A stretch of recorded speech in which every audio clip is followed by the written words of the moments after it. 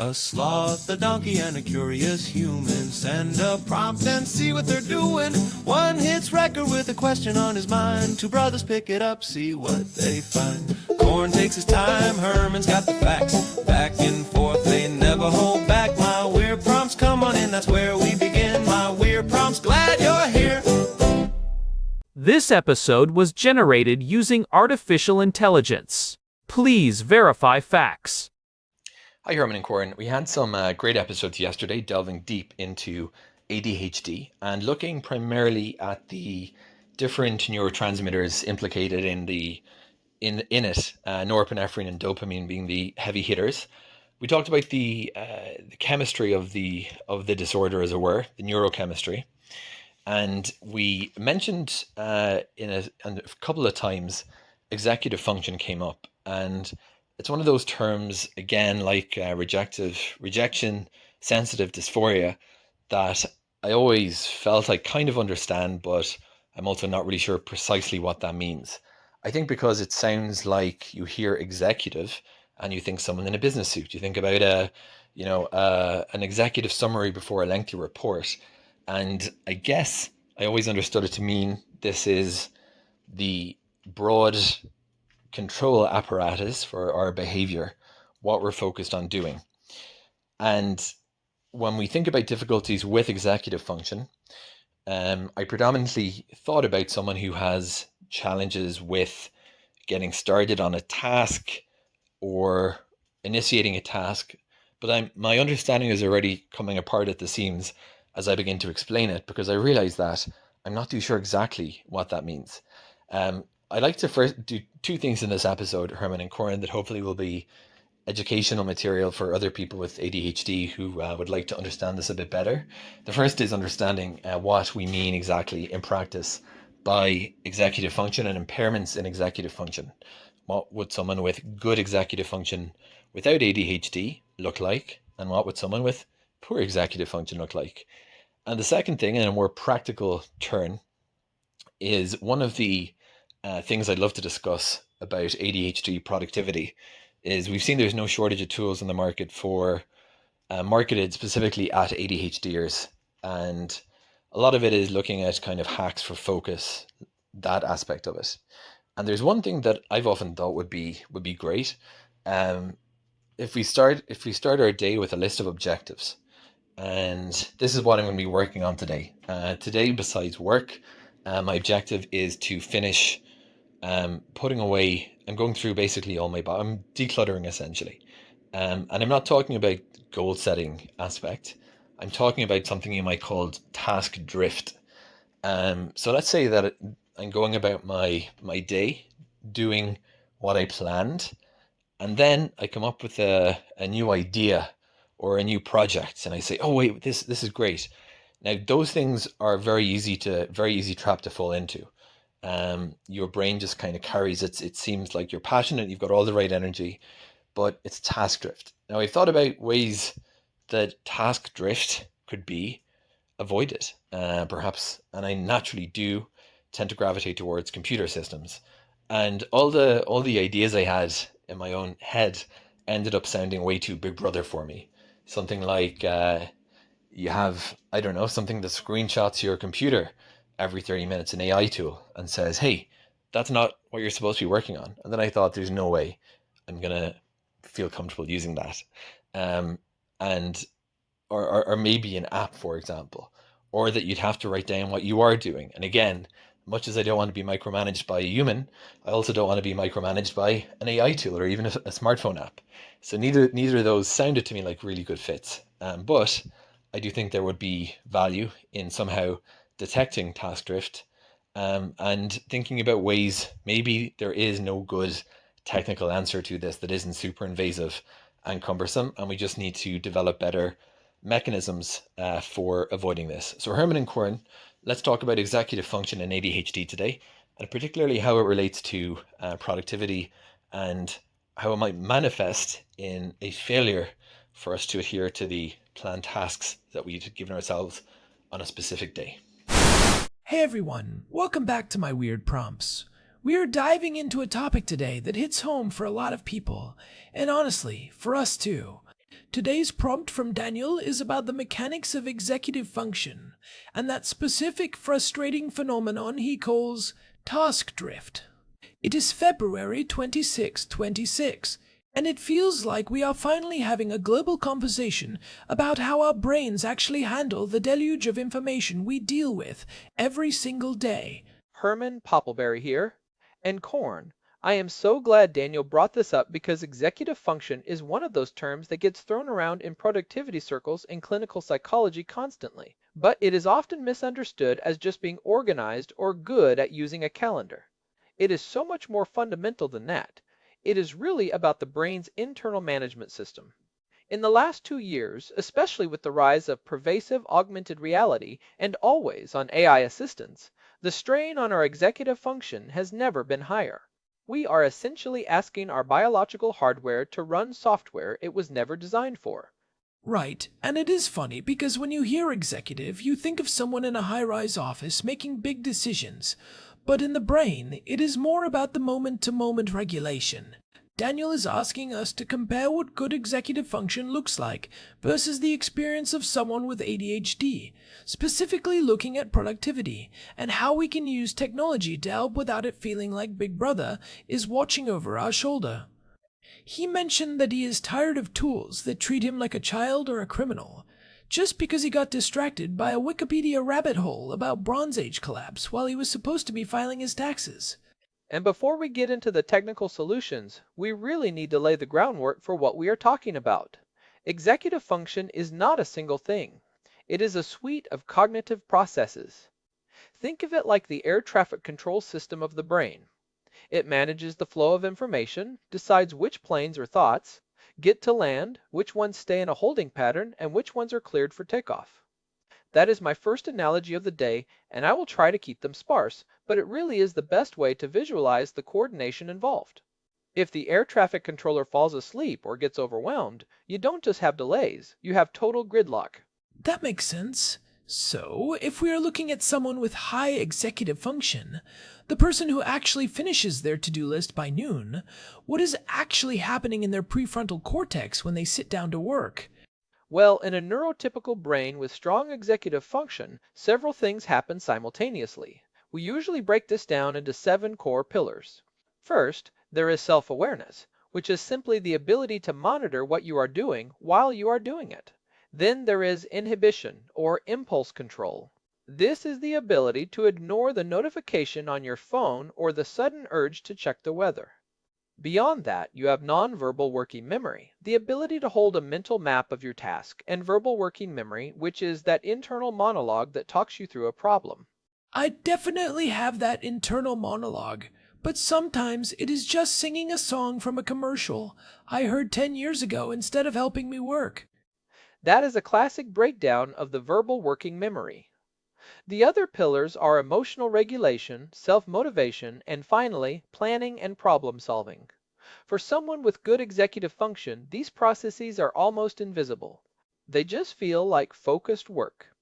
The brain provides the necessary activation energy to actually start a task, and it maintains a steady stream of dopamine to keep the engine running until the task is finished.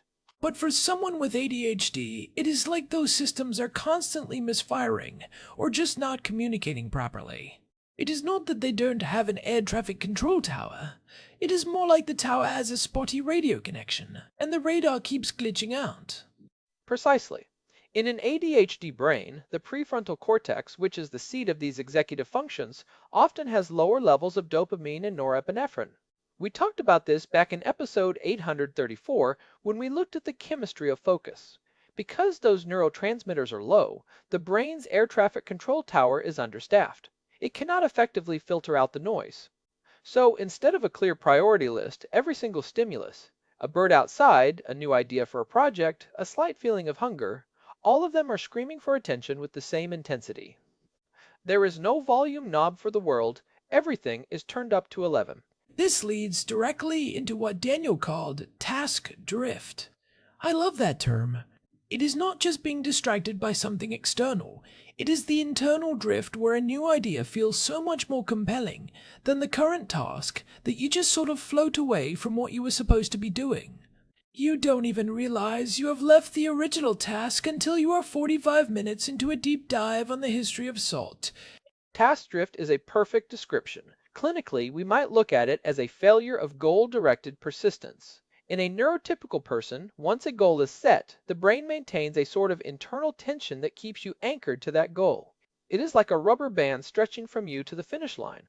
But in ADHD, that anchor is very weak. The moment a new, high dopamine idea enters the chat, the brain pivots. It is not that the person is lazy, it is that the brain is literally rewarding the pivot more than the persistence.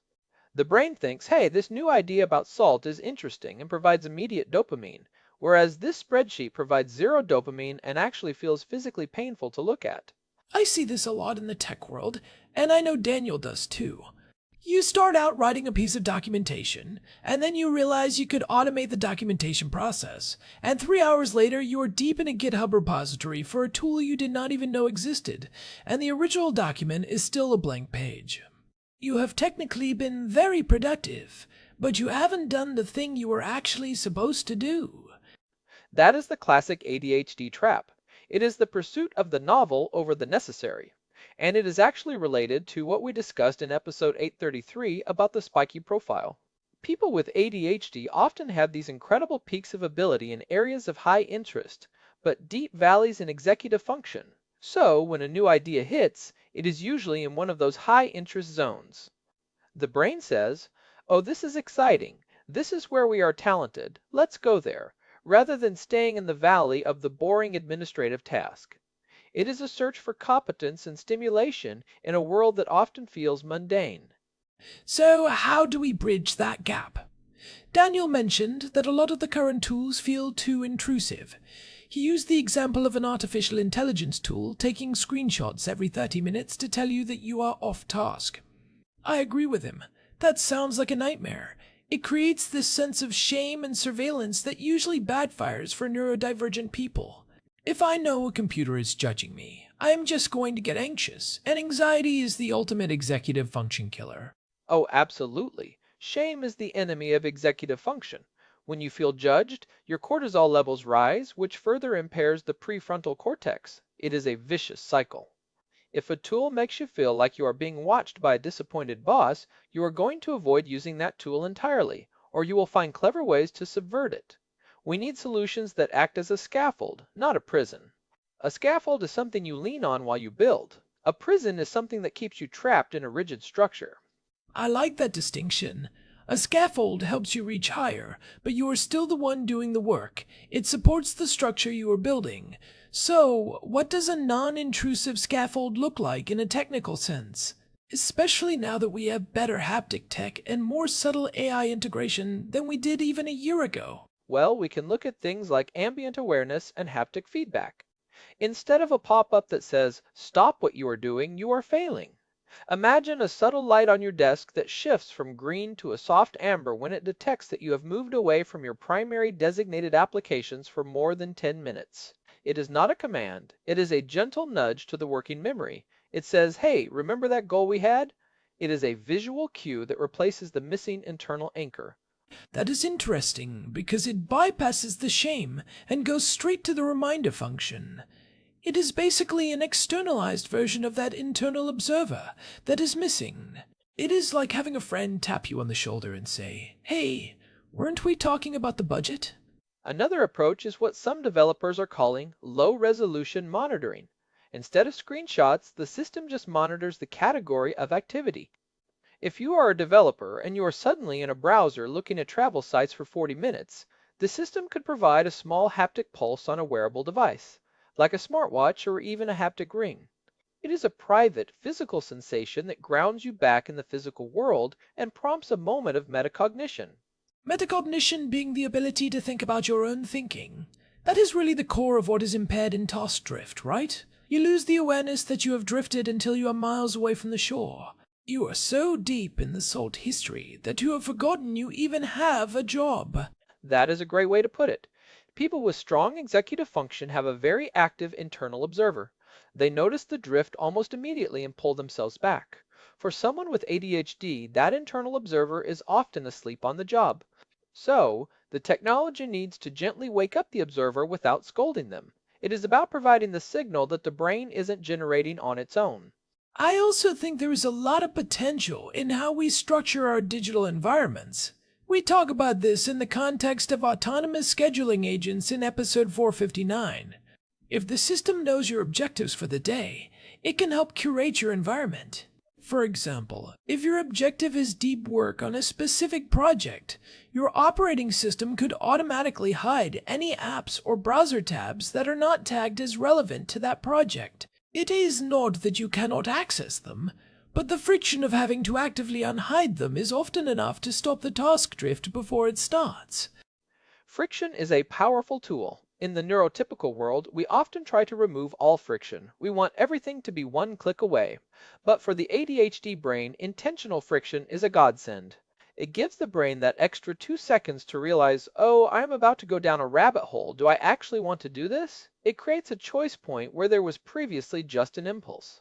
It is like putting a lid on the cookie jar. It does not stop you from eating the cookie, but it makes you aware that you are reaching for one. You have to hear the sound of the lid moving, and that sound is the cue to check in with yourself. Precisely. And speaking of reaching for things, I think we also need to address the emotional component of task drift. Often we drift because the task at hand is causing anxiety or boredom, both of which are physically uncomfortable for an ADHD brain. The drift is a search for relief. It is an escape mechanism. That is a profound point. It is a form of self-medication through novelty. If I am bored with this spreadsheet, my brain will find something, anything, that provides a tiny hit of dopamine to make me feel better. The drift isn't a failure of will. It is a survival strategy for a brain that is starving for stimulation. Right. So, a smart technical solution might not just track what you are doing, but also your physiological state. If your heart rate variability indicates rising stress, or if your typing patterns show signs of frustration, like hitting the backspace key repeatedly or long pauses followed by rapid, erratic typing, the system could suggest a 5-minute break or a change in task rather than just watching you drift into a 3-hour distraction. It could say, hey, you seem frustrated. Why don't we go for a walk or switch to that other project you were excited about? Herman, Babale, are you there? Mum? Oh, Mum, I am actually in the middle of recording the show right now. I know, you're very busy with your computer things. I just wanted to remind you, I left that vegetable soup in the green Tupperware by your front door. You need to eat, Herman. You look thin in your profile picture. And don't forget to bring the Tupperware back. The one with the blue lid is missing, and I think you have it. Okay, Mum, I hear you. Soup in the green container, blue lid back to you. I will call you as soon as we finish, okay? Okay, sweetheart. Give my love to Corn. Bye-bye. Hi, Dorothy. Always good to hear from you. And, Herman, for the record, the soup is delicious. I had some earlier. Of course you did. Sorry about that, everyone. My mother has a supernatural ability to know exactly when the microphones are live. It is like she has a sensor for when I am trying to be professional. Where were we? We were talking about physiological state and how technology can intervene before the drift becomes a total derailment. It is interesting because that actually relates to the sensory tech we discussed in episode 435. If we can use wearables to detect when the brain is becoming overstimulated or understimulated, we can provide the right kind of intervention. Maybe it is a specific frequency of binaural beats or a change in the room's lighting temperature. And the key here, going back to Daniel's point, is that it has to feel like it is on your side. It is about agency. The user should define the rules. If I tell my system I want to work on this specific task for 90 minutes, and if I drift, I want a gentle vibration on my wrist, that is a choice I am making to support myself. It is very different from a company-mandated tracking software that is used for performance reviews. One is a tool for self-mastery, the other is a tool for exploitation. That distinction is vital. It is the difference between a tool and a weapon. For a lot of neurodivergent people, technology has often been a source of distraction, but we are entering an era where it can be a source of regulation. We are seeing the rise of what people are calling neuro-inclusive design, where the software assumes the user might have fluctuating levels of focus. I think we should look at the concept of the externalized brain. People with executive function challenges often rely on what we call prosthetic environments. They use lists, alarms, and physical cues to do what their brain cannot do automatically. What Daniel is asking for is a digital version of that prosthetic environment that is more sophisticated than a simple to-do list. He wants a digital prefrontal cortex that he can plug into when his own is struggling. Right, because a to-do list is static. It does not know that you've been staring at the same line of code for 40 minutes without typing anything. It does not know that you just opened a tab for a new mechanical keyboard you want to buy. It just sits there on the desk, mocking you with all the things you haven't done. A dynamic executive function aid would understand the context. It would know that for you, opening a terminal is a work activity, but opening a shopping site is a drift activity. It could even offer what I call a parking lot for ideas. When that brilliant new project idea hits you in the middle of your work, the tool shouldn't just say no. It should say, that is a great idea, let's save it here in the parking lot so you don't lose it, and now let's get back to the current task. That is such a simple but powerful feature. It acknowledges the value of the distraction. For someone with ADHD, the fear of forgetting a great idea is often what drives the need to pursue it immediately. If you can trust the system to hold that idea for you, the urgency dissipates. You can let go of the idea because you know it is safe. Precisely. It reduces the cognitive load. You no longer have to use your limited working memory to hold on to that new idea while trying to finish your old one. You outsource the memory to the tool. This is actually a form of cognitive offloading that neurotypical people do all the time without thinking about it. But for someone with ADHD, it has to be more intentional. We have to build the systems that others take for granted. Let's talk about the difference in productivity outcomes. If we have two people, one with high executive function and one with ADHD, and they both have the same goal, the neurotypical person might get it done in 4 hours of steady work. The person with ADHD might take 8 hours, but 4 of those hours were spent in task drift, and the other 4 were spent in a state of hyperfocus where they actually did more work than the neurotypical person. The end result might be the same, but the path is totally different. That is the irony of the ADHD productivity model. The total output can often be higher, but the process is incredibly taxing and unpredictable. It is a feast or famine cycle. The goal of these technical solutions isn't necessarily to make the ADHD person work like a neurotypical person. It is to reduce the friction and the exhaustion of the drift and return cycle. We want to make the feast more manageable and the famine less devastating. So it is about smoothing out the spikes, making the productivity more sustainable so they don't burn out from the sheer effort of constantly fighting their own brain. Because that manual override, constantly forcing yourself to focus, is what leads to that deep, soul-crushing fatigue at the end of the day. Sustainability is the key word there.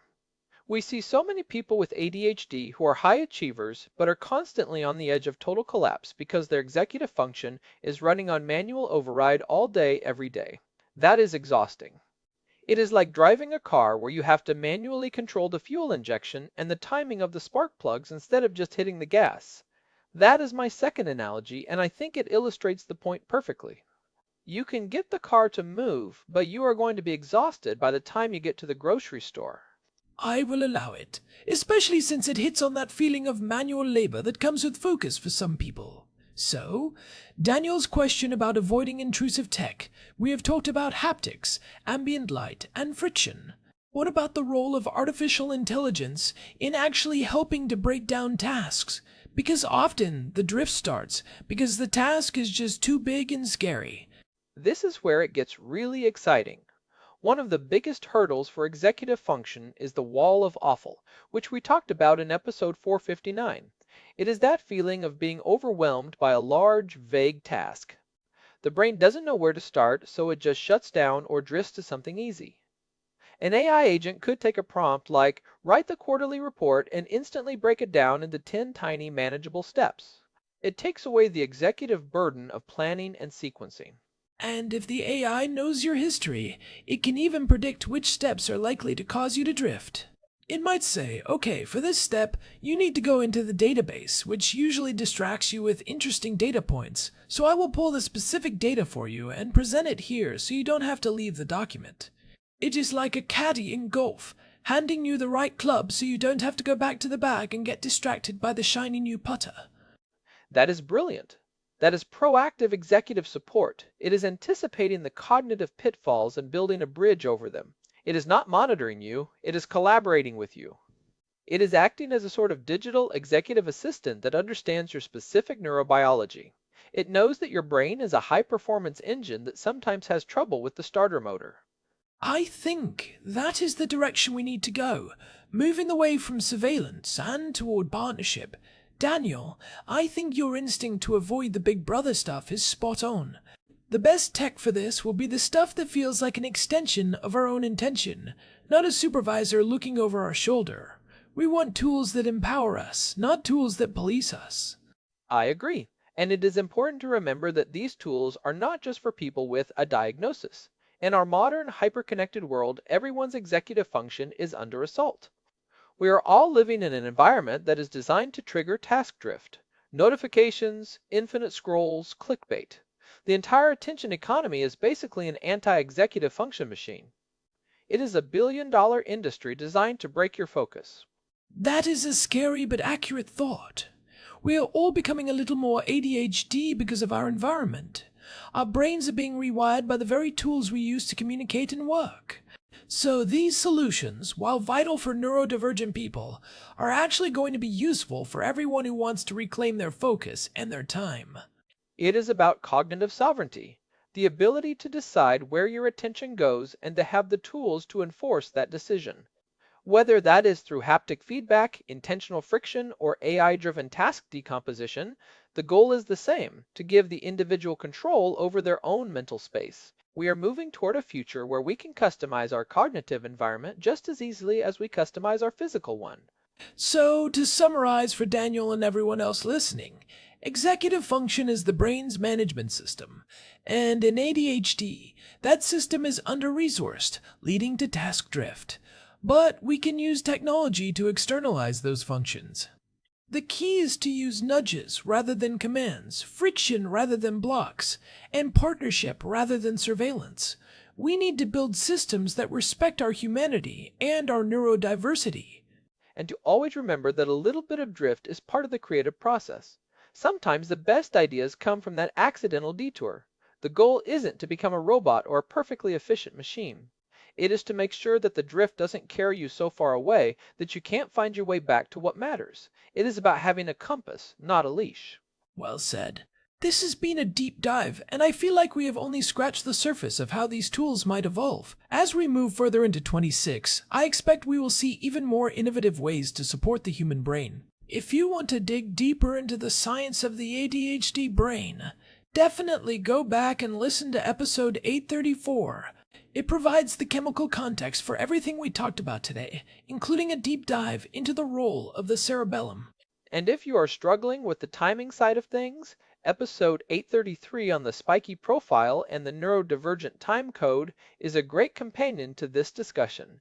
It really helps explain why 5 minutes can feel like an hour and vice versa.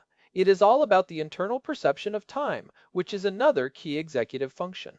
Before we wrap up, I want to say a huge thank you to Daniel for this prompt. It is a topic that clearly resonates with us and our community. We have received so many emails lately about the struggle to stay focused in an increasingly fragmented world. If you are enjoying my weird prompts, we would really appreciate it if you could leave us a review on your podcast app or a rating on Spotify. It genuinely helps other people find the show and join the conversation. It really does. We love seeing this community grow and hearing your stories. You can find all our past episodes, including the ones we mentioned today, at myweirdprompts.com. We have a full archive there, plus a contact form if you want to send us your own prompts. You can also reach us directly at show@myweirdprompts.com. We read every single message that comes in. And a quick reminder that our theme music and all the transition sounds you hear are generated with Suno. It is amazing what we can do with these tools these days, and it is a great example of how AI can be a creative partner rather than a replacement for human intent. It really is. Alright, I think I need to go find that soup before Corn finishes the whole container. I can already smell the carrots and celery from here, and I definitely need to find that blue lid for my mother, or I will never hear the end of it. Good luck with that, Herman. Finding a specific Tupperware lid is the ultimate test of executive function. Thanks for listening, everyone. This has been My Weird Prompts. We will see you next time. Bye everyone. Keep those prompts coming and stay focused. Or don't, just make sure you can find your way back.